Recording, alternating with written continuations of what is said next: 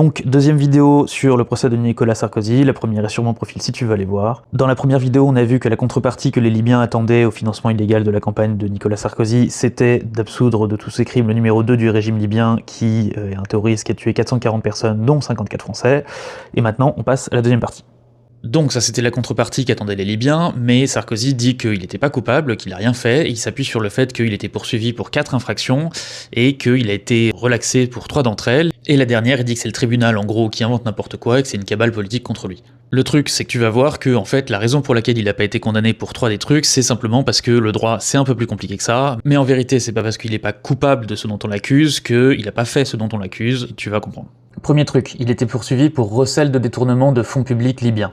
Recel, ça veut dire le fait d'utiliser de l'argent alors que tu sais qu'il vient d'une source illégale.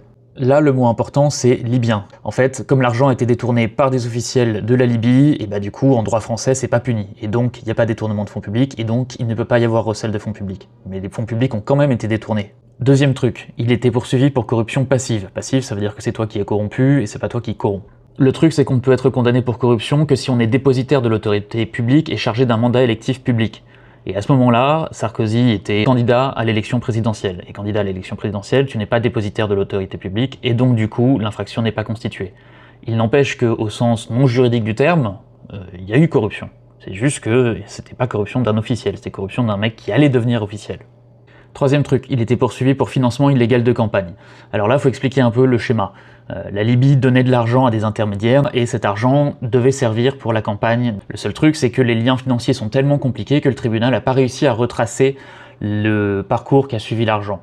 Et du coup, il n'est pas certain que l'argent soit allé au bout et que l'argent ait été utilisé pour la campagne. Il y a une partie qui semble avoir été utilisée, mais on dirait aussi qu'il y a beaucoup d'intermédiaires qui se sont servis au passage. Par exemple, il y a une histoire de 500 000 € avec lesquels Claude Guéant s'est acheté un appartement.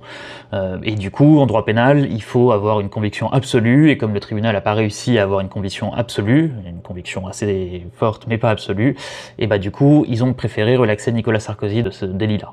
Par contre, est-ce qu'il y a eu volonté de financement illégal de campagne? Là, la réponse est oui. Et c'est là qu'on arrive à la 4e poursuite, qui est association de malfaiteurs. Ça consiste à dire qu'ils ont préparé tout ce qu'il fallait pour mettre en place ce financement illégal de campagne et le pacte de corruption. Pour le dire autrement, ils ont voulu le faire. Ils ont peut-être pas réussi, mais ils ont voulu le faire, et c'est ça le problème.